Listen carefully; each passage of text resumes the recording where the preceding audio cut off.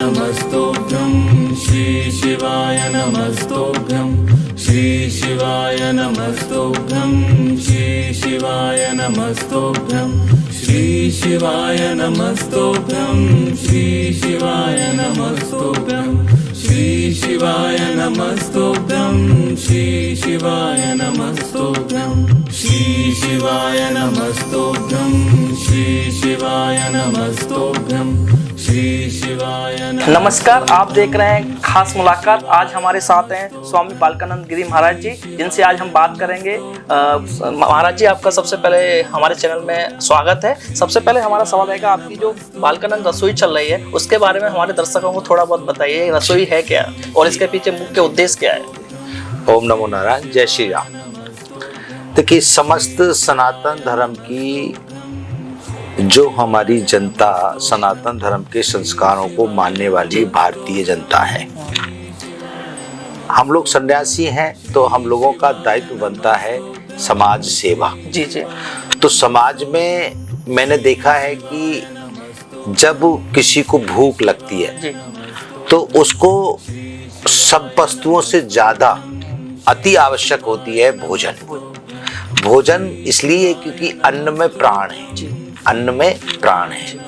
तो मैंने उस पीड़ा को देखा है जगह जगह जाकर के। तो मुझे ऐसा लगता है, चूंकि मैं आनंद अखाड़े की आचार्य पीठ पर विराजमान हूँ, आनंद अखाड़े का आचार्य हूँ, सन्यासियों का आचार्य हूँ, तो मैं उस अखाड़े का दायित्व निभा रहा हूँ। भारत की सनातन धर्म की परंपरा में अखाड़ों ने समाज की बहुत सेवा की है। नागा सन्यासियों ने धर्म की रक्षा के लिए युद्ध भी लड़ा है। तो आचार्य होने के नाते मेरा दायित्व बनता है कि जो मैं समाज सेवा कर सकता हूँ, जितना संभवतः हो सकती है उतना मैं करूँ। तो मेरा उद्देश्य ये बना कि मैं भूखों को भोजन दूं, जी सर, अन्न दूं, उनके प्राणों की रक्षा करूं। जीवन ही देना होता है, भोजन देना होता है, जीवन देना सबसे मेन। जीवन परमात्मा देते हैं, मगर परमात्मा का वास अन्न में है। तो अन्न का जब दान करते हैं तो किसी न किसी व्यक्ति की भूख शांत होती है। तो जब भूख शांत होती है तो उसके मन में संतोष आता है, आत्माओं में भगवान की शक्तियां जागृत होती है। तो इस बात को ध्यान में रखते हुए, सनातन धर्म की परंपराओं को ध्यान में रखते हुए, मैंने बालकानंद रसोई के नाम से रसोई प्रारंभ की, जो गरीबों को भोजन देती है। एक अन्य क्षेत्र यहाँ बढ़ता है जिसमें दरिद्र नारायण आते हैं और यहाँ से गाड़ियां लेके जाती हैं जो गरीब अलग अलग जगह हैं उनको भोजन देने। अभी जल्दी हमारा ट्रस्ट बालकानंद रसोई के नाम से हॉस्पिटलों में भी भोजन देना प्रारंभ करेगा।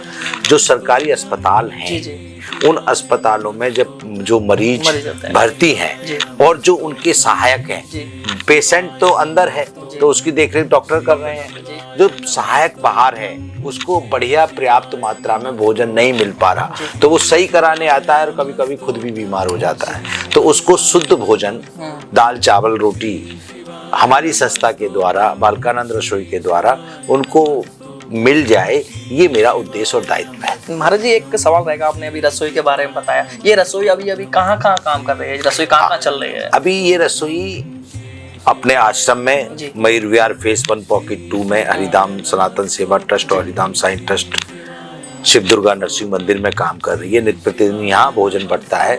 तो यहाँ पे जो और पास के दरिद्र नारायण हैं, जो गरीब हैं, असहाय हैं, वो लोग भोजन के लिए आते हैं, तो उनको भोजन यहाँ मिलता है। और यहाँ से गाड़ियों के द्वारा फिर यमुना के किनारे जो लोग हैं, जगह जगह जहाँ पे भी लोग भूख से व्याकुल हैं, उनको भोजन देती है। अभी महाराज जी, आप मदद तो भोजन के रूप में, एक और आपकी मदद बहुत चर्चाओं में रहती है। आप गरीब बच्चों की स्कूल शिक्षा के ऊपर बहुत मदद करते हैं। जैसे आपके जो बच्चे हैं आज एक अच्छे इंसान भी बन रहे हैं, डॉक्टर भी बन रहे हैं, इंजीनियर बन रहे हैं। ऐसा जो डॉक्टर अच्छे इंसान बन रहे हैं, आपको ये देखकर कैसा लगता है? देखिए, ये एक बहुत प्रसन्नता का विषय है कि हम भारत की जनता को समाज सेवा के लिए ऐसे बच्चे तैयार कर रहे हैं जो स्वास्थ्य की देखरेख रखेंगे। यदि कोई बच्चा हमारा हमारे यहाँ का पढ़ा हुआ डॉक्टर बनता है, जैसे हमारी संस्था डॉक्टरी पे काम कर रही है, कई डॉक्टर्स हमारी संस्था ने बनाए हैं, उनकी फीस संस्था ने दी है, कई इंजीनियर बनाए हैं जिनकी फीस संस्था ने दी है, कई एडवोकेट बनाए हैं जिनकी फीस संस्था ने दी है। तो शिक्षा पे बहुत ज़्यादा संस्था का रुझान है। वो इसका कारण यही है कि यदि भारत की जनता शिक्षित होगी तो भारत की तरक्की होगी, भारत एक बहुत बड़े शिखर तक जाएगा और भारत पूरे विश्व को एक अच्छा संदेश दे सकता है। क्योंकि हमारी परंपराओं में वेदों का ज्ञान हमारे यहाँ है, तो अगर हमारे भारतीय बच्चे वेदों के ज्ञान को सीखेंगे तो उनके अंतःकरण में सनातन के संस्कार आएंगे। तो मेरा उद्देश्य है जो डॉक्टर बन रहे हैं वो आधुनिक पढ़ाई के साथ साथ भारतीय संस्कृति की भी पढ़ाई करते हुए समाज की सेवा करें, संस्कार युक्त सेवा करेंगे तो समाज का उद्धार होगा। नहीं महाराज जी, एक और सवाल मेरे ध्यान में आ रहा है, जैसे जो आपका ट्रस्ट है वो किन किन राज्यों में, किन किन जगह आपके आश्रम में कहाँ विस्तृत है? देखिए, हमारा ट्रस्ट तो सब पूरे भारत में काम कर रहा है, परंतु हमारा आश्रम हरिद्वार में है, दिल्ली में है और अनेक, एक बंबई में भी है, अनेक जगह आश्रम बनाने के बाद, और अखाड़ा समस्त भारत में है। तो अनेक जगह जहाँ जहाँ पर भी संभवतः समय अनुसार जो भी सेवा कार्य किए जा सकते हैं उतने किए जा रहे हैं।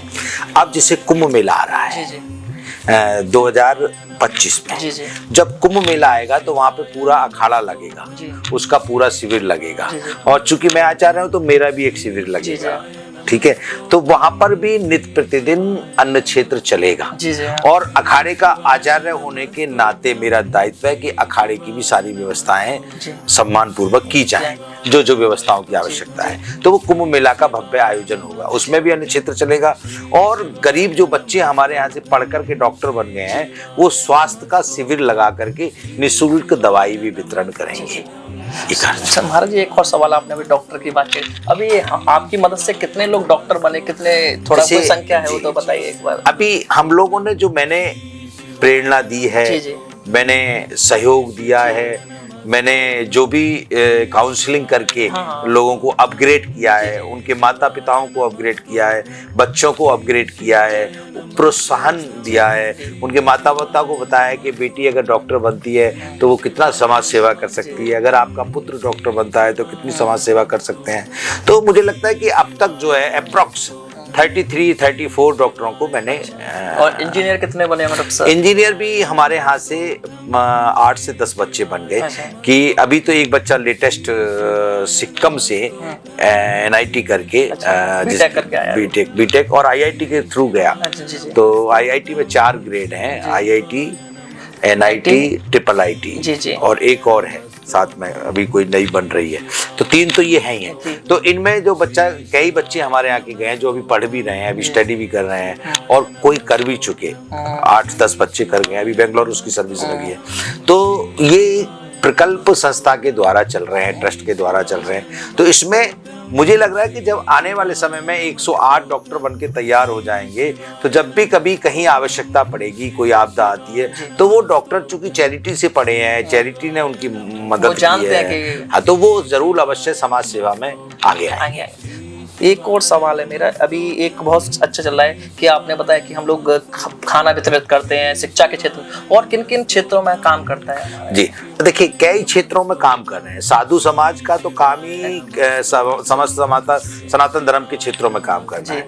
अच्छे सन्यासी तैयार हों, अच्छे नागा सन्यासी तैयार हों, अच्छे संस्कार युक्त विद्वान ब्राह्मण बच्चे तैयार हों, जो वेदों की ऋचाओं का अनुसरण करते हुए वेदों की ऋचाओं को पाठ और करके सीखते हुए, पढ़ करके उनको अंतःकरण में धारण करके जब सनातन धर्म की परंपराओं को लेकर के मंदिर में बैठ के पूजा उपासना कराएंगे तो वो एक ऐसी शुद्ध साधना होगी कि उससे जो भी व्यक्ति जुड़ेगा उसके अंतःकरण में शुद्धिकरण का वास होगा। महाराज एक और सवाल है मेरे, अभी आप 1.25 लाख पार्थिव शिवलिंग का क्या चीज है, थोड़ा बताइए दर्शकों को हमारे।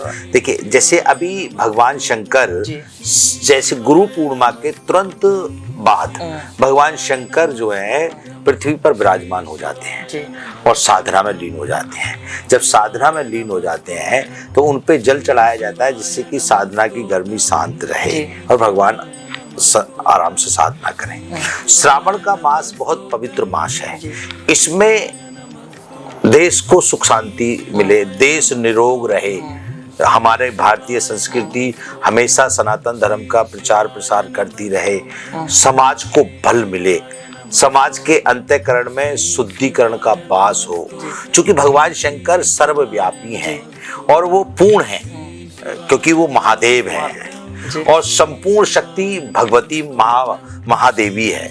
तो उनकी साधना करने के लिए 1.25 लाख पार्थिव शिवलिंग बना करके हम लोग नित्य प्रतिदिन उनका पूजन कर रहे हैं और अभिषेक कर रहे हैं। ये कहाँ पे बनाए गए शिवलिंग? शिवलिंग भी हमारे मंदिर में ही बन रहे हैं और पूजन भी हमारे भगवान शंकर का, हरिधामेश्वर महाराज का हो रहा है। और वहीं 1.25 लाख पार्थिव शिवलिंगों को रख करके हम लोग उनकी उपासना पूजा कर रहे हैं। हाँ जी, एक और सवाल है, जब राम मंदिर का उद्घाटन हुआ था, आपको इनवाइट किया गया था ट्रस्ट के द्वारा, तो आप पहली श्रृंखला में बैठे हुए थे, हम लोग सारे दर्शकों ने देखा था, पूरे देश ने ही देखा था, देश नहीं पूरे विदेश ने भी देखा था। आपको वह अनुभव कैसा लगा? कई हजार वर्षों बाद ये राम मंदिर बना। देखिए, 500 वर्ष का संघर्ष हम लोग जीत करके भगवान श्री राम का हम लोगों ने मंदिर माननीय प्रधानमंत्री जी नरेंद्र भाई मोदी जी के प्रयासों से और माननीय मुख्यमंत्री आदित्यनाथ योगी जी के भरसक प्रयास से वो मंदिर बना जी। और जिसमें विश्व हिंदू परिषद की बहुत बड़ी भूमिका रही जी।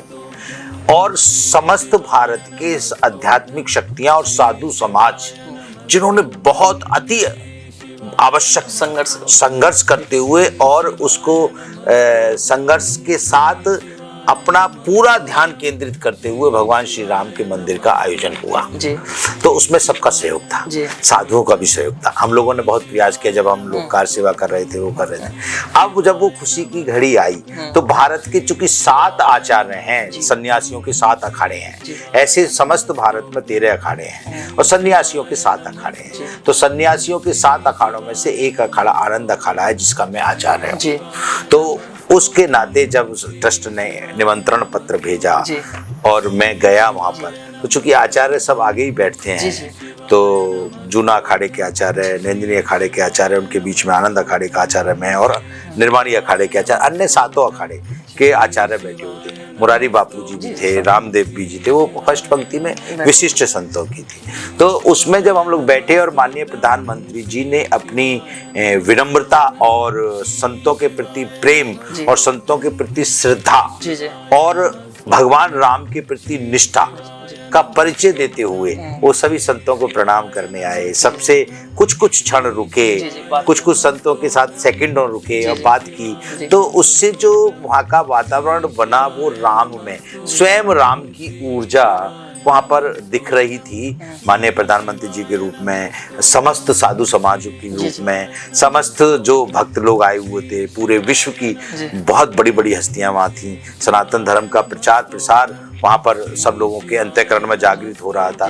तो एक आध्यात्मिक और सात्विक ऐसा वातावरण अनुभव हुआ कि स्वयं परमात्मा राम मिल गए। अभी मुझे एक और आपने एक बात बताई कि कार सेवा जब हुई थी, तो उस टाइम आपने हम उस समय बहुत बचपन भी नहीं कहेंगे, युवावस्था के लगभग प्रौढ़ अवस्था में थे। तो हमारे पूज्य गुरुदेव युग पुरुष स्वामी परमानंद गिरी जी महाराज और हमारी गुरु बहन साध्वी रितंबरा जी, उन्होंने कार सेवा में बहुत बड़ी मात्रा में अपना सहयोग दिया और कार सेवा की। तो उनका देखते हुए हम लोग ये कहते हैं कि उन्होंने बहुत परिश्रम किया और कभी कभी हम भी उनके साथ जब जाते थे उस समय कार सेवा करना बहुत कठिन था जी। तो इसलिए मैंने वो बात मेरे दिमाग में एक और क्वेश्चन आया, जैसे आपको जब राम मंदिर का उद्घाटन हो रहा होगा उस टाइम आपको वो कार सेवा वाला सीन जरूर याद आया होगा, तो उस टाइम आपको कैसा फील हुआ था? कैसा उस समय कार सेवा का जब दृश्य याद आ रहा था तो उस समय ऐसा लग रहा था कि देखो एक वो समय था कि हम लोग जब यहाँ आ नहीं सकते थे, गोलियां चल रही थी, कार सेवा नहीं करने देते, भगवान की सेवा नहीं करने दे रहे थे, भगवान हमारे टेंट में थे, कैसे कैसे संघर्ष करते हुए अब आज हम लोग आज यहाँ हैं कि भगवान स्वयं हमारे मंदिर में विराजमान हुए हैं, उनका प्राकट्य हुआ है दोबारा से। तो मुझे ऐसा लग रहा था कि जैसे अंतःकरण में उस बात उनका मतलब दुख भी था और परंतु खुशी इतनी ज्यादा थी कि नेत्रों से आंसू बह रहे थे और करुणामयी हो रहा था पूरा वातावरण। महाराज जी एक और सवाल था मेरा, जैसे अभी आने वाले 2025 में आपने बताया कुंभ का मेला है, हमारा जो अखाड़ा है वो कैसे तैयारी कर रहा है, क्या क्या है? थोड़ा बताइए। देखिए, अखाड़े की परंपराएं सैकड़ों वर्षों से हैं। जी जी। तो अखाड़ों में नागा सन्यासी होते हैं, नागाओं के बाद में फिर अखाड़े के जो सर्वे सर्वा होते हैं वो श्री महंत लोग होते हैं। तो श्री महंत लोग जब अखाड़ा कुंभ मेला में आता है तो समस्त नागा सन्यासियों को सूचना देना, उनको केंद्रित करना, शिविर लगाना, भोजन की व्यवस्था करना, शाही स्नान की व्यवस्था करना और समस्त उनके लिए जो भी वस्तुएं आवश्यक हैं वो देना, ये अखाड़ा तैयारी करता है। महाराज जी एक और ये मेरा पर्सनल सवाल रहेगा और सारे दर्शक भी सुनना चाहेंगे। थोड़ा जी क्वेश्चन में नहीं था तो भी एक बार मेरे दिमाग में आया कि आपकी दिनचर्या क्या होती है, आप एक इतने बड़े अखाड़े के करता धरता हो, कैसा? देखिए, दिनचर्या जो मैं पूजा पाठ की दिनचर्या आपको बताता हूं। जी जी। कि मैं सुबह प्रातःकाल 3 बजे उठता हूँ। आपने मेरी पर्सनल दिनचर्या पूछी। हाँ जी। तो मैं उठ करके फिर योगा अपना करता हूँ, उसके बाद मैं फिर थोड़ा बहुत व्यायाम करता हूँ, स्वास्थ्य ठीक रहे, क्योंकि स्वास्थ्य ही सर्वप्रथम धर्म है। उसके बाद में फिर मेरी पूजा प्रारंभ होती है 5:30 बजे से, कभी कभी 5:15 बजे से भी होती, नहीं 5:15 5:30 बजे से होती। और उस पूजा में मैं फिर भगवती की श्री विद्या की उपासना करता हूँ, तो वो समय मेरा 11 बजे तक हो जाता है। 11 बजे के बाद फिर मैं नीचे भगवान की पूजा करता हूँ, फिर भक्तों से मिलकर के फिर भोजन प्रसादी का समय हो जाता है। फिर जो और कार्य हैं आश्रम के, संस्था के, और जो रसोई चल रही है उसके विषय में जानकारी लेना, कितने लोगों को भोजन हुआ, कितने कैसे क्या रेस्पॉन्स आ रहा है, उसके विषय में जानकारी करके फिर शाम की दिनचर्या। इस तरीके से मेरा पूरा दिन समय पूजा में जाता है। शाम को फिर 8 बजे तक मेरी पूजा होती है। तो अभी तो अभिषेक मतलब चल रहा है, तो कथा चल रही है, तो अब रात्रि की पूजा मेरी होगी। तो एक और महाराज जी, जैसे आजकल के बच्चे हैं उन बहुत परेशान रहते हैं, ऐसा कोई की बताइए कि बच्चे परेशान ना रहे, मतलब टेंशन ना रहे, पढ़ाई का लोड पता नहीं कैसे परेशान होते जा रहे हैं। देखिए, बच्चों को परेशान होने का कोई कारण नहीं है, केवल एक कारण मुझे जो मिलता है कि ओवर कॉन्फिडेंस। जब बच्चा कभी ओवर कॉन्फिडेंस में आ जाता है, चाहे वो नकारात्मक हो चाहे सकारात्मक हो, या नकारात्मक में आ गया कि भाई मैं पास ही नहीं होऊंगा तो वो ओवर कॉन्फिडेंस हो गया, या मैं इस कंपटीशन को क्लियर ही नहीं करूंगा तो वो नकारात्मक ऊर्जा जागृत होकर के ओवर कॉन्फिडेंस नकारात्मक हुआ। और अगर सकारात्मक आ जाएगा कि मैंने इतने कंपटीशन दिए हैं तो ये भी मैं पार करूंगा और अच्छे मेरे मार्ग आएंगे, तो सकारात्मक ऊर्जा आ जाएगी। तो जब नकारात्मक ऊर्जा अंदर व्यक्ति प्रवेश करवाता है तो तब उस समय चिंता होती है और टेंशन होती है। वैसे टेंशन जो शब्द है वो हिंदी का शब्द नहीं है, अगर उसकी व्याख्या करें तो 10 माने 10 और सन माने सूर्य है। तो एक सूर्य की गर्मी बर्दाश्त नहीं कर सकता तो 10 सूर्य की गर्मी तुम कैसे बर्दाश्त करोगे, तो तुम्हारा बीपी बढ़ जाएगा, 100 बातें होती। तो हम सकारात्मक ऊर्जा को विश्वास के साथ धारण करें कि संपूर्ण सृष्टि में जो भी कर रहे हैं वो परमात्मा कर रहे हैं। एक और कैसे इनको मतलब जो नेगेटिव एनर्जी उसे कैसे दूर किया जाए, कुछ ऐसा उपाय? जब भी कभी नकारात्मक ऊर्जा किसी भी व्यक्ति के अंतःकरण में उत्पन्न होने लगे या वातावरण ऐसा दिखने लगे, उस समय उसको 5 मिनट भगवान का स्मरण करके और ध्यान में बैठना चाहिए। और या 5 मिनट भी नहीं दे सकता, 1 मिनट 60 सेकंड भी ध्यान मग्न हो जाए। और जो उसके इष्ट हैं, जिन देवताओं से, जिन भगवान के प्रति उसका बहुत लगाव है, उनका ध्यान करते हुए और उनसे प्रार्थना करें कि मुझे सद्बुद्धि प्रदान करें, मुझे विवेक प्रदान करें, तो मैं ये समझता हूँ सेकंडों में, कुछ ही क्षणों में वो टेंशन मुक्त हो जाएगा और ऊर्जित होकर के अपने कार्य में लगे। बात करने के लिए धन्यवाद। बहुत बहुत धन्यवाद। नमस्कार, आप देख रहे थे हमारे इस कार्यक्रम को खास मुलाकात। आज हमने स्वामी बालकानंद गिरी महाराज जी से बात की, उन्होंने बहुत कुछ बताया, जरूर सुने से। धन्यवाद।